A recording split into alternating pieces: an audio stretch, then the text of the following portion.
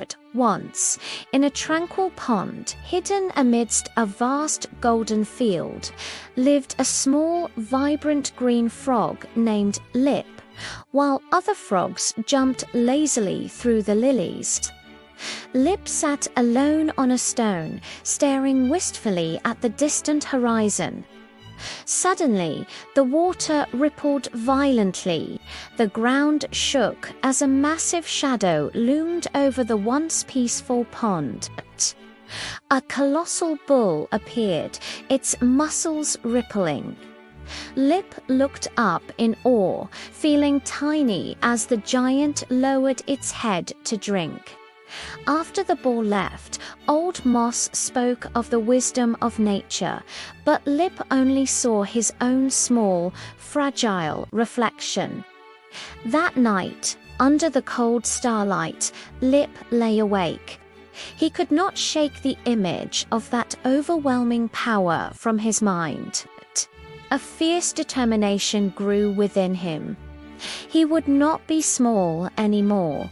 He would transcend his very nature to become a giant. The next morning, Lip stood in the center of the pond. The other frogs watched him with skeptical, laughing eyes. He took a deep, heavy breath and puffed his chest out, his tiny body stretching tight as he inhaled again and again. In the fading red evening light, Lip continued to puff up, his eyes burning with a dangerous and impossible desire. The pond woke to a golden sunrise, oblivious to the dark change brewing within its peaceful waters. On his lonely stone lips, eyes no longer mirrored the morning sky. They burned with a singular, terrifying purpose. He drew in a breath, deep and straining, forcing his small frame to hold more than nature ever intended. The others laughed, mocking his strange effort, but their voices were nothing but white noise to his ears. As the sun carved its relentless path across the sky, Lip remained fixed, an idol of desperate, growing ambition. His skin began to stretch, the vibrant green turning pale and taut against his unnaturally swelling form. "I must change," he whispered, his voice sounding distant and eerie, even to himself. From the shadows of the reeds, Old Moss watched, recognizing the scent of a tragedy in full bloom. The sky bled into a fiery orange as Lip stared at the giant silhouette grazing in the distance. "Stop, Lip.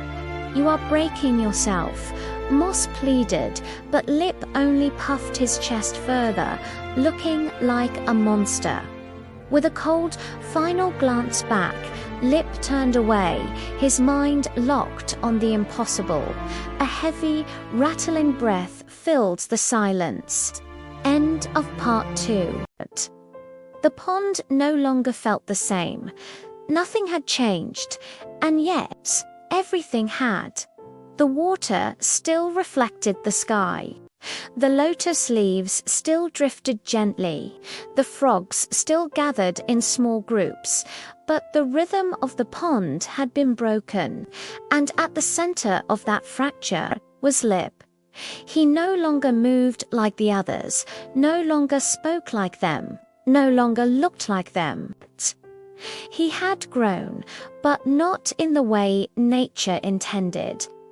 His body was swollen, uneven, stretched beyond its natural shape.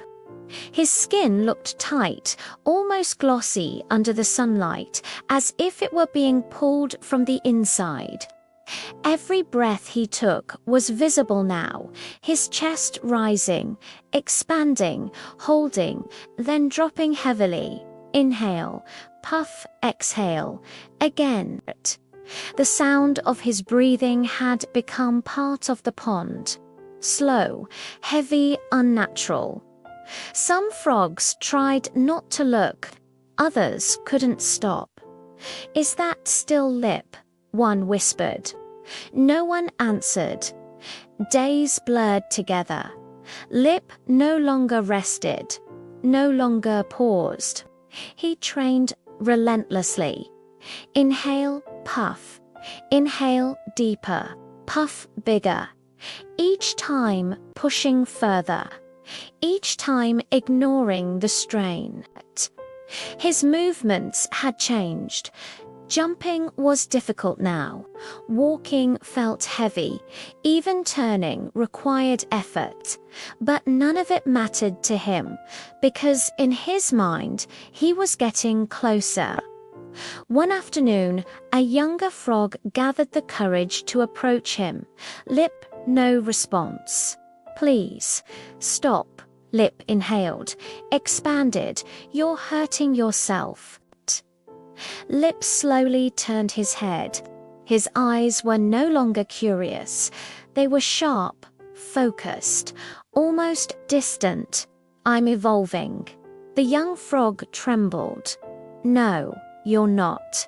Lip stared at him, then spoke, low and steady. "You just don't understand." The frog backed away, quickly, silently, from the far side of the pond. Old Moss watched everything. He had seen many seasons, many changes, many mistakes. But this was different. This is no longer desire.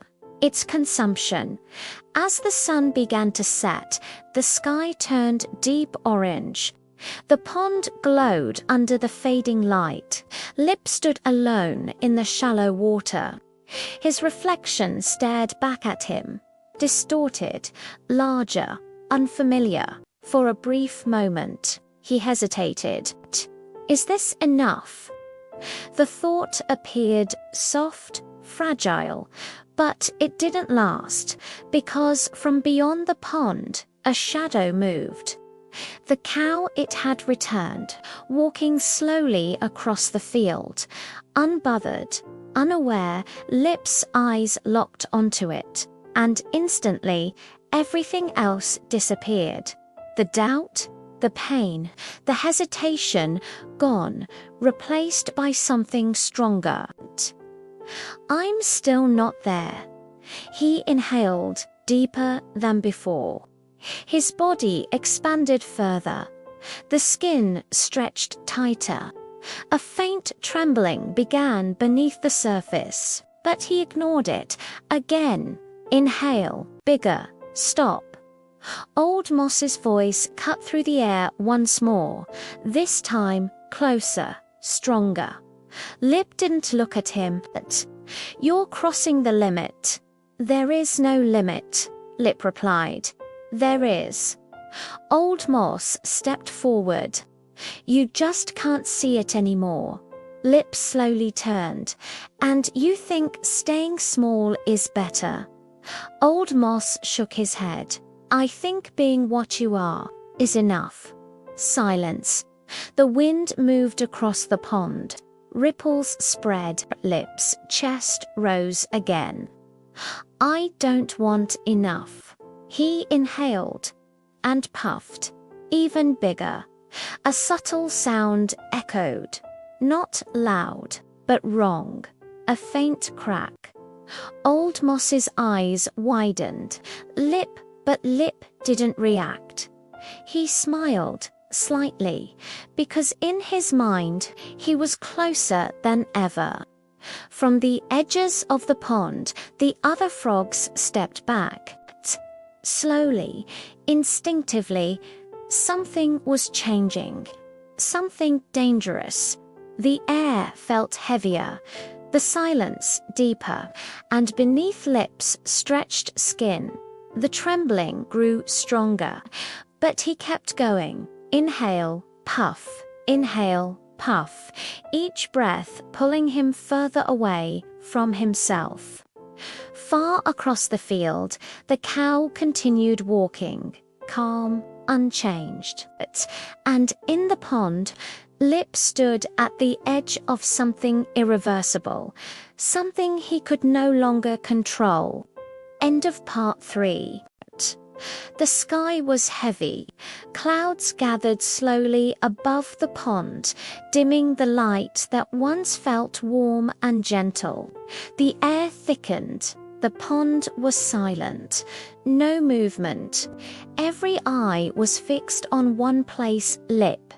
He stood in the shallow center of the pond, alone. His body had grown far beyond anything natural, swollen, distorted, barely recognizable.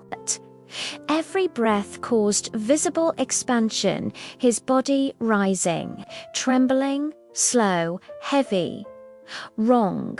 From the edge of the pond, old Moss stood still. "This is the edge," he whispered. Lip didn't hear him, because in his world now there was only one thing left, the cow. Still moving across the vast field, Lip's eyes were locked onto it. "I'm close. I can feel it." He inhaled again, deeper than ever before, a thin, sharp crack. Old Moss stepped forward.